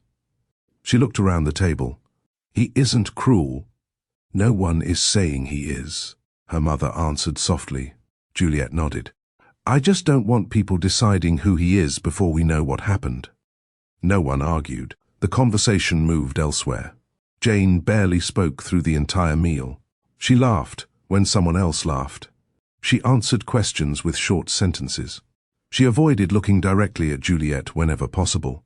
Several times, she almost interrupted the conversation. She almost admitted everything. Almost said that Daniel had come to her apartment the morning before the wedding. Almost explained the medical appointment. Almost confessed that she had promised to remain silent. Each time she imagined Juliet's face after hearing the truth. Each time she convinced herself she should wait one more day. Daniel had asked for 24 hours. Those 24 hours had already become a week. Then, another. Now nearly 3 weeks had almost passed. After dinner, Juliet carried empty plates toward the kitchen. Jane quietly followed. For several moments, Neither sister spoke. Finally, Juliet looked over. "You've been worried about me." Jane nodded. "I have." Juliet dried another plate with a kitchen towel. "I'm going to be okay." Jane felt tears threatening again. "I hope so." Juliet smiled gently. "We've been through difficult things before. This just—" She searched for the right words. "Doesn't make sense." Jane opened her mouth. This was the moment. She could still tell her. She could still stop carrying the secret alone. Instead, she heard Daniel's exhausted voice from 3 weeks earlier. "Give me 24 hours. She looked down at the sink. "I'm sure someday it will." Juliet nodded slowly. "I hope you're right." Jane hated herself for answering with silence once again. As they finished washing the dishes side by side, Juliet believed her sister was simply sharing her grief. She never imagined Jane was also carrying the truth that could explain every unanswered question. And with each passing day, that truth became harder to speak aloud without causing even greater pain. While Juliet tried to rebuild a routine one day at a time, Daniel measured the passing weeks by appointments. The first specialist ordered additional neurological examinations. The second reviewed blood work. The third scheduled imaging studies and more laboratory tests. Each physician asked many of the same questions. "When did you first notice symptoms?" "I didn't." "Any weakness?" "No." "Numbness?" "No." "Difficulty walking?" "No." "Changes in coordination?" Daniel answered every question honestly. The more conversations he had, the more one fact quietly repeated itself. Apart from the unusual responses discovered during his evaluation, he felt completely healthy. Yet fear had a way of making healthy people question every ordinary movement. When his hand shook slightly after carrying a cup of coffee, he immediately wondered if it meant something. When he stumbled over a curb while looking at his phone, he questioned whether his balance had changed. If he misplaced his keys, he asked himself whether he was becoming forgetful. The specialists reminded him not to draw conclusions. Waiting was harder than listening. One neurologist carefully reviewed his family history before speaking. "I understand why you're concerned." Daniel nodded. "My father became ill around this age." "I've read those records." The doctor folded the chart closed. "But family history is only one piece of the picture." Daniel looked up. "I know. I'm not sure you do." The physician spoke kindly rather than critically. "Your father's experience does not automatically become yours." Daniel wanted to believe him. He truly did. But belief had become difficult. Every reassuring sentence seemed to disappear the moment he left the office. Outside, uncertainty returned. The days between appointments felt longer than the appointments themselves. Daniel rented a small furnished apartment across the city, using money he had quietly saved for the honeymoon. The place contained little more than a bed, a table, and a narrow balcony overlooking another apartment building. It wasn't where he wanted to be. It simply felt like somewhere Juliet would never unexpectedly arrive. Most evenings he sat alone with untouched meals growing cold beside him. His phone remained within reach. He picked it up countless times. He opened Juliet's contact. Read old conversations. Closed them again. One message stayed on the screen longer than the others. "Sleep well. Tomorrow starts our next chapter." He had written those words the night before, disappearing. Now they felt almost impossible to read. Several times he typed an explanation. "Juliet." "Delete." "I'm sorry." "Delete." "I can explain." "Delete." Every message seemed incomplete, while the medical tests remained unfinished. He convinced himself that if the worst happened, apologizing would only deepen her pain. If the results were good, he would explain everything in person. He held tightly to that thought. Unfortunately, waiting didn't pause the consequences of his silence. One afternoon, he stopped at a neighborhood cafe hoping to spend an hour somewhere other than the apartment. As he waited for his order, two men standing nearby began discussing a recent wedding. "You hear about the groom who never showed?" Daniel froze. "The garden ceremony?" Yeah, I know somebody who was there. They said the bride waited nearly an hour. Daniel stared at the countertop. Nobody knows what happened. I heard he got cold feet.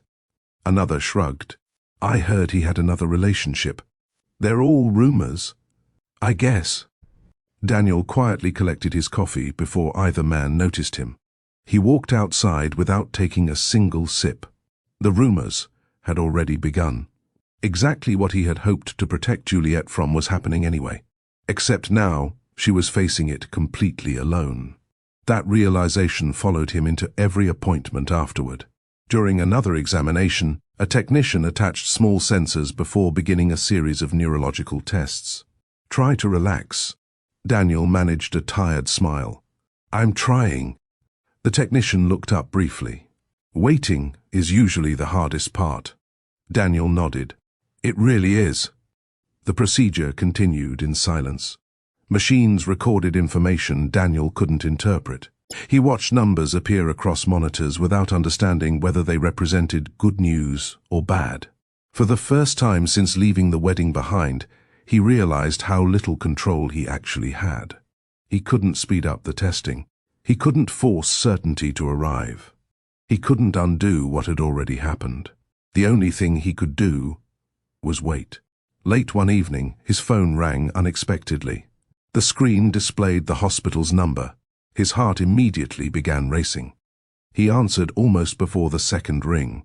Hello? A calm voice greeted him. We've received several of your results. Daniel stood. What do they show?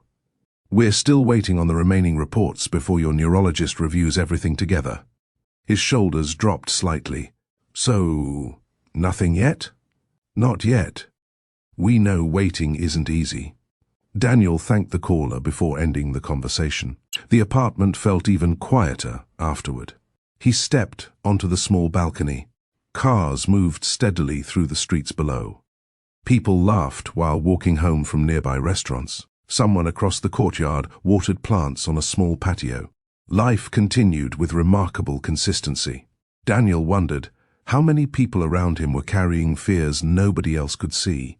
For the first time in weeks, he admitted something to himself. Leaving the wedding had not protected Juliet from pain.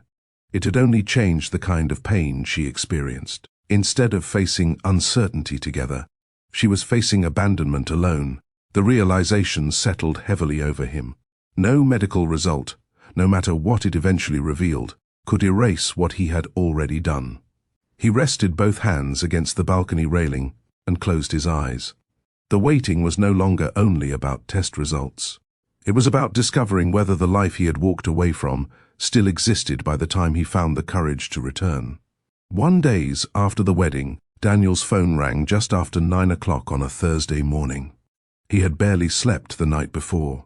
The sound startled him, even though he had been waiting for it. He looked at the screen. The neurology clinic. For several seconds, he simply stared at the phone. Then he answered. Hello? Good morning, Daniel. The physician's familiar voice remained calm. We've received all of your test results. Daniel closed his eyes. We'd like you to come in today so we can discuss everything together. What time? Can you be here at 11? I'll be there. The call ended. Daniel remained standing in the middle of the apartment. His heartbeat seemed louder than the traffic outside. 3 weeks of imagining every possible outcome had finally reached the moment he believed would define the rest of his life. The waiting room looked exactly as it had during his earlier appointments. People quietly read magazines. Someone watched morning news on a television mounted high on one wall. A receptionist greeted him with the same warm professionalism she had shown every visit. Nothing about the building suggested that lives could change inside its offices every single day. When the physician finally invited him inside, Daniel noticed something different. There was no hurried expression, no visible concern. The doctor greeted him with the same calm smile as before. Please have a seat. Daniel lowered himself into the chair. He held his hands together to stop himself from fidgeting. The physician opened the folder containing the completed reports. I know these last few weeks have been difficult. Daniel nodded quietly. They have. I also know uncertainty can sometimes feel worse than bad news. Daniel looked up. I've been preparing myself for the worst. The physician remained silent for a moment before speaking. I'd like to go through your results carefully. Daniel leaned forward. Every word mattered. We completed extensive neurological testing. The doctor turned several pages. We reviewed your imaging. We repeated the neurological examination. We analyzed your laboratory work. Daniel barely blinked. The physician continued. After reviewing everything together, we do not find evidence of the degenerative neurological disease that affected your father. Daniel didn't react immediately. He simply stared, almost as though he hadn't understood the sentence. I'm sorry. His voice sounded distant. What did you say? You have not been diagnosed with your father's condition. The words settled slowly. So? Daniel swallowed. I don't have it. Based on every test we've performed. The physician smiled reassuringly. No. Daniel felt the air leave his lungs. For the first time in 3 weeks, he realized he had been holding his breath in ways he hadn't even noticed. He leaned back in the chair and covered his face with both hands. His shoulders shook once. Not from grief, from overwhelming relief. The physician allowed him several moments before continuing.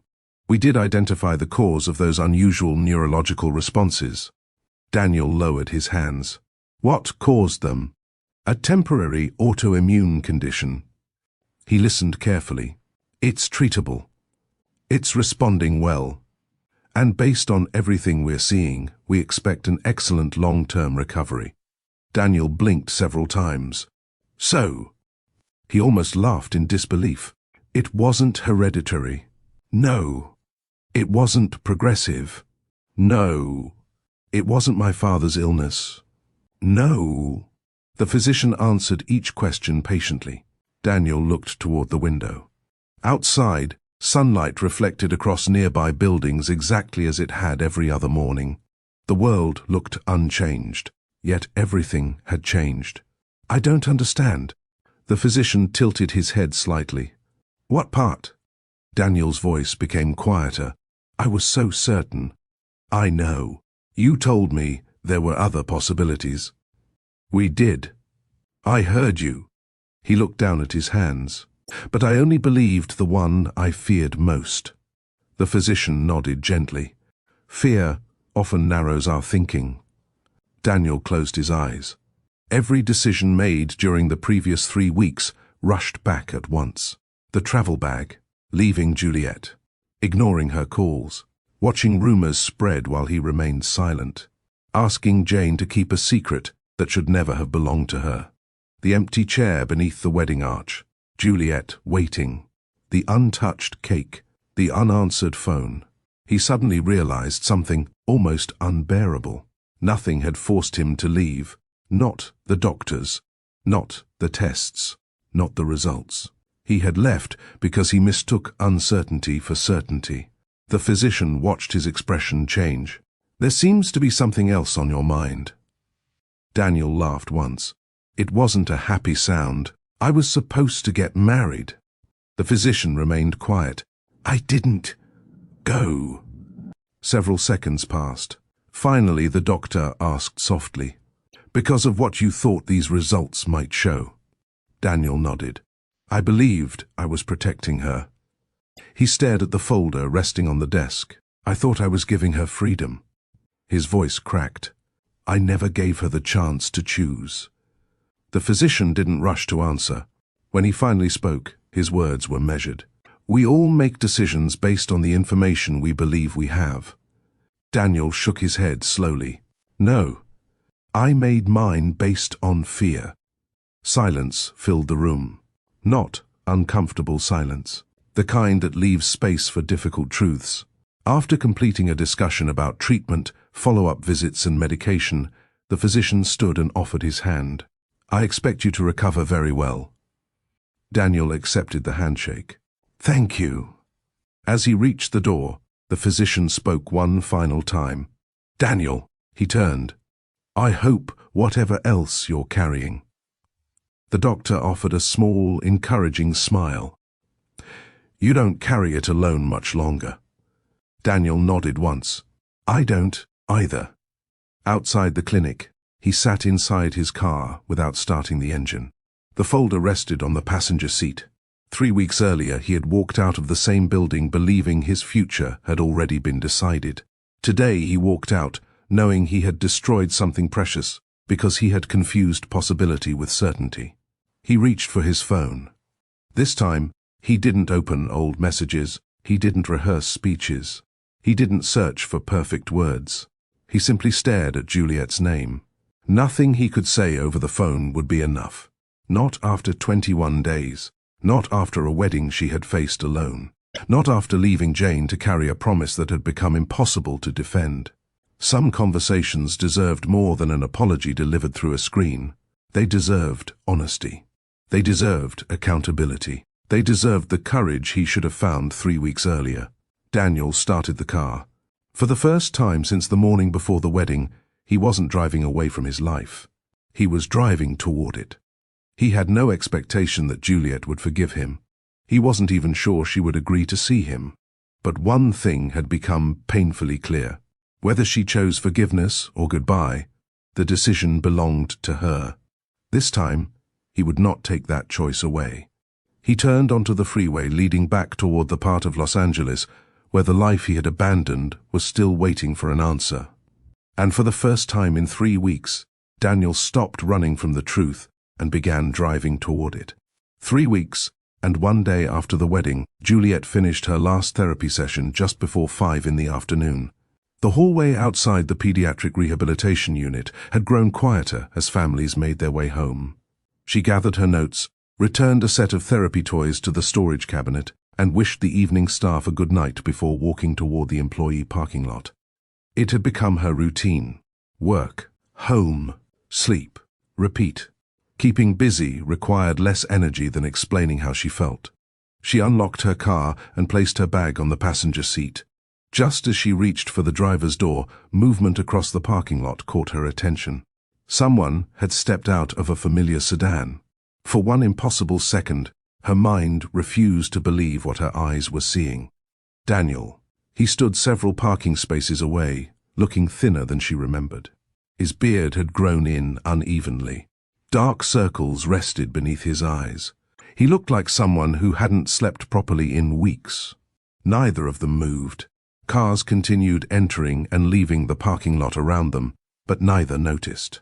Juliet's first emotion wasn't relief. It wasn't anger either. It was disbelief. She had imagined this moment countless times. In every version, she knew exactly what she would say. Now every prepared sentence disappeared. Daniel finally spoke. Hi. The single word sounded painfully small after 3 weeks of silence. Juliet stared at him. You. Oh, she stopped. Started again. You're alive. Daniel lowered his eyes. Yes. She nodded once, almost mechanically. I didn't know. I know. I called. I know. I waited. I know. Every answer came quietly. Every answer made the silence between them heavier. Juliet folded her arms tightly across herself. So why are you here now? Daniel opened his mouth. Nothing came out. Not because he didn't have an explanation, because no explanation felt large enough. I need to tell you the truth. Juliet looked at him for several long seconds. Then she answered with surprising calm. Not here. She closed her car door again. My mother's expecting me for dinner. Daniel nodded. I understand. You can come. He looked up, surprised. Juliet's voice remained steady. Whatever this is. She swallowed. My family deserves to hear it too. Daniel didn't argue. He quietly followed her car across the city. The drive felt much longer than it actually was.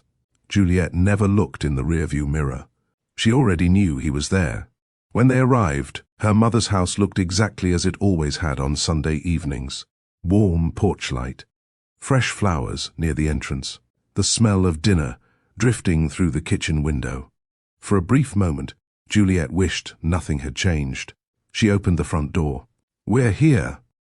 Her mother walked in from the dining room carrying a serving bowl. She smiled automatically. "There you." The bowl nearly slipped from her hands. Daniel stood quietly behind Juliet. The room froze. No one spoke. Jane appeared from the kitchen carrying glasses. The instant she saw Daniel, every bit of color disappeared from her face. The tray trembled in her hands. One glass tipped over before she caught it. Daniel met her eyes. Jane immediately understood. The test results were finished. Whatever happened next, the truth had finally arrived. Juliet slowly looked from Daniel to Jane. Neither of them realized they had reacted before anyone had spoken. Her heartbeat quickened. "What? She looked directly at Jane. "Is going on?" Jane couldn't answer.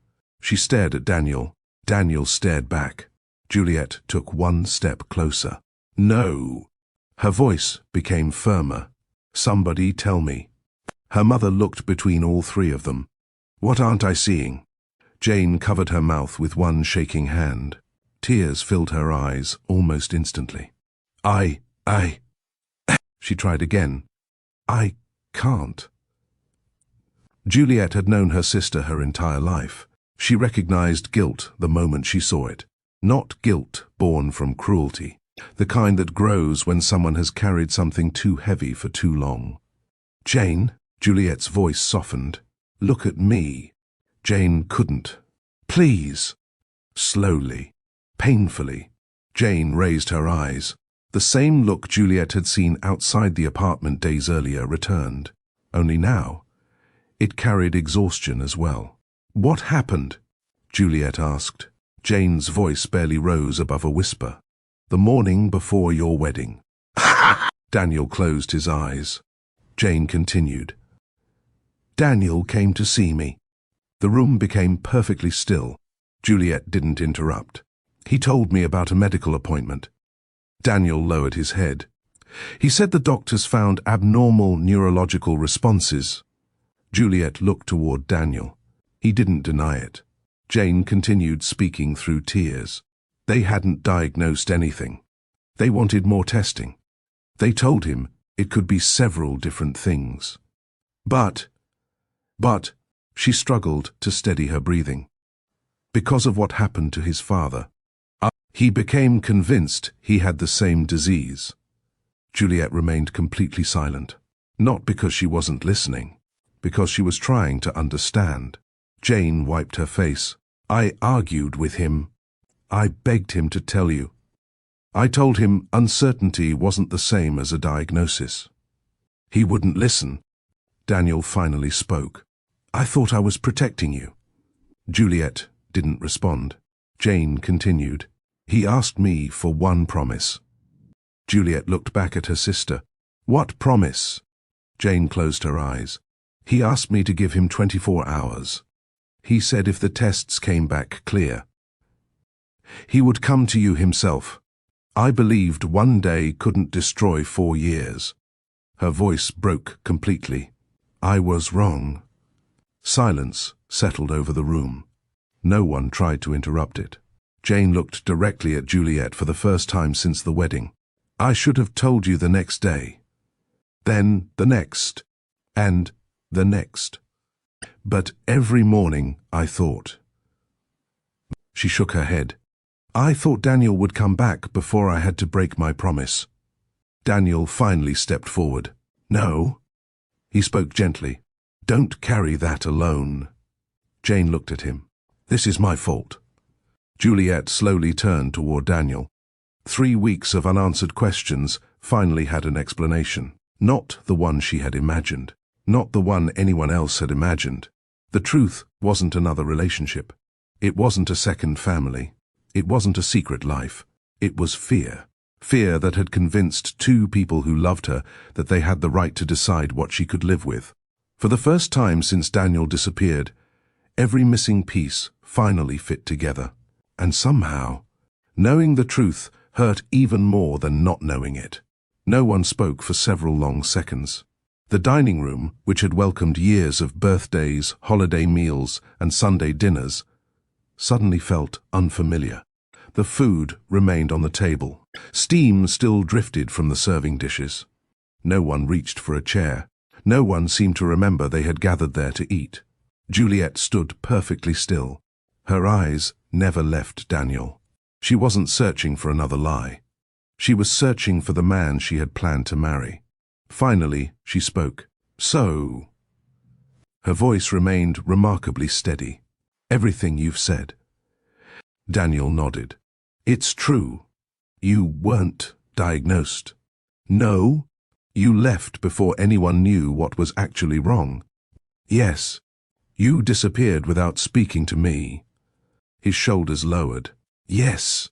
Juliet looked away for a moment. She let the silence breathe before asking another question. "Did you ever think about calling?" Daniel answered honestly. "Every day." "Then why didn't you?" He swallowed slowly. "Because every time I picked up my phone, I thought." He paused. "If the next test confirmed my worst fear, I'd be asking you to stay with someone whose future had completely changed." Juliet frowned. "So, you decided I shouldn't have that choice?" Daniel couldn't deny it. "I convinced myself I was protecting you." Juliet nodded once. "I know." Those 3 words surprised everyone in the room. Daniel looked confused. "You know? I know you believed you were protecting me." She looked directly into his eyes. "But believing something doesn't automatically make it loving." The room became very quiet again. Juliet took a slow breath before continuing. "When we got engaged..." She held up her left hand. The engagement ring still rested on her finger. "What exactly did you think I was promising?" Daniel stared at the ring. You asked me to build a life with you." She spoke calmly. "Not only the easy parts, the difficult ones too." Daniel lowered his eyes. "I know." "No." Juliet gently shook her head. "I don't think you do." She wasn't raising her voice. That somehow made every word heavier. "You decided what I could handle. You decided what my future should look like. You decided what I deserved." She stepped a little closer. "And you never asked me." Daniel felt every sentence settle deeper than the one before it. "I was afraid." "I know. My father..." Juliet interrupted him softly. "I understand why you were afraid." For the first time since he returned, tears reached Daniel's eyes. "I watched him disappear." "I know." "I watched my mother lose pieces of herself." "I know. I couldn't ask you to go through that."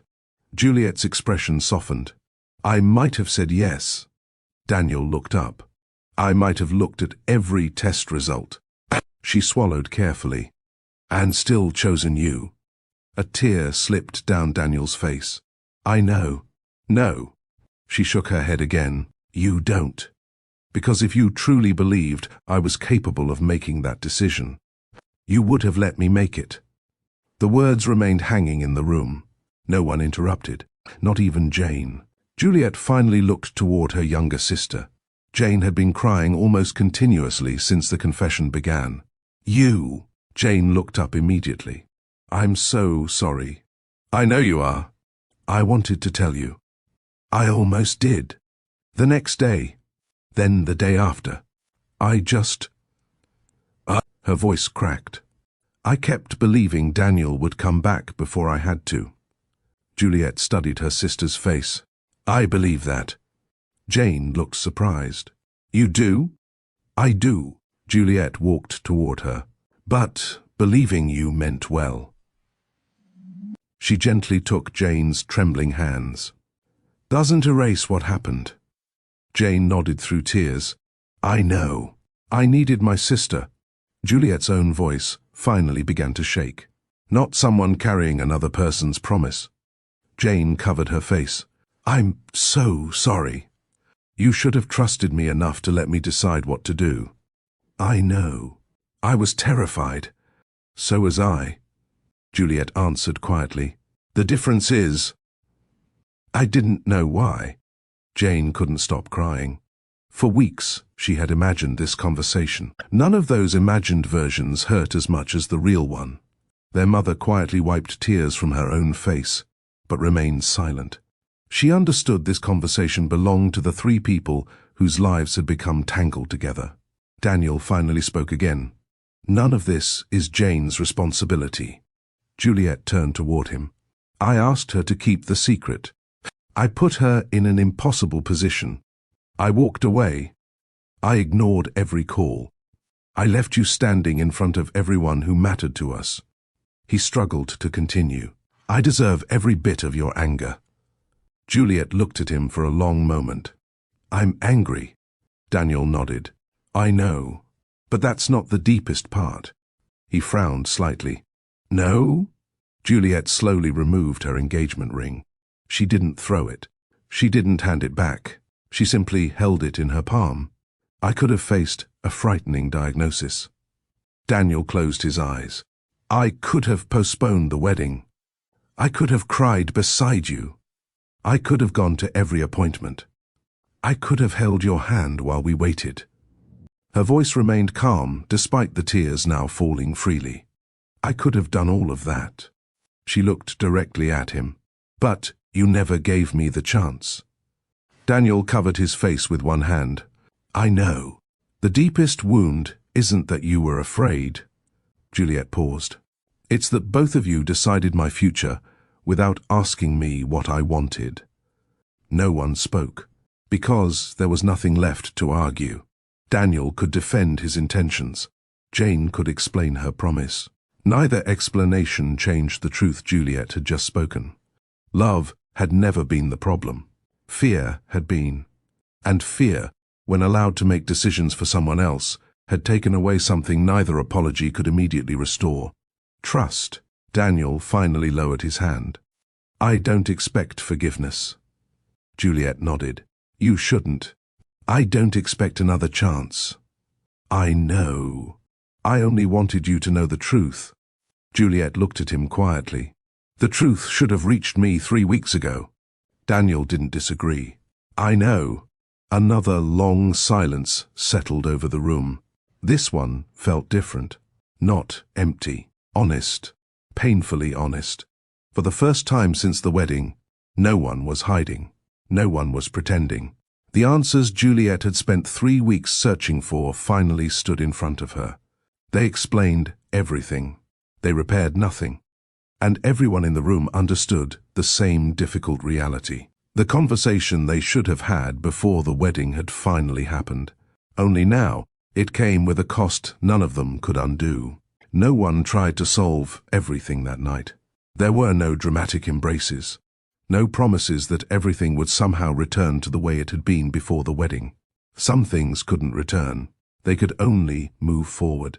When Daniel quietly stood to leave, he paused near the front door. "I'll go." Juliet didn't stop him. She also didn't turn away. Daniel looked at her one last time. "If someday..." He hesitated. "You decide you never want to see me again." He swallowed. "I'll accept it." Juliet answered honestly. "I don't know what I'll decide." Daniel nodded. "You don't have to. I've spent 3 weeks making decisions that belong to you." He looked down briefly. "I won't do that again." Without another word, he walked out into the evening. The sound of the front door closing echoed softly through the house. No one moved for several seconds. Eventually, Juliet looked toward Jane. "I'm tired." Jane nodded through fresh tears. "I know." Juliet stepped closer and hugged her. The embrace didn't erase what had happened. It simply reminded both sisters that love and hurt could exist at the same time. "I need time," Juliet whispered. "I'll give you all the time you need." Jane meant every word. The weeks that followed looked nothing like the future any of them had once imagined. Daniel didn't call every day. He didn't leave flowers outside Juliet's apartment. He didn't ask friends or family to convince her to forgive him. He understood that trust could not be negotiated through pressure. Instead, he wrote one handwritten letter, not asking for another chance, not defending his decisions, simply taking responsibility for them. He admitted that fear had convinced him he knew what was best for Juliet. He admitted that he had confused protecting someone with controlling the choices available to them. Most importantly, he wrote one sentence that stayed with Juliet long after she finished reading. "The greatest mistake I made wasn't believing I might become ill.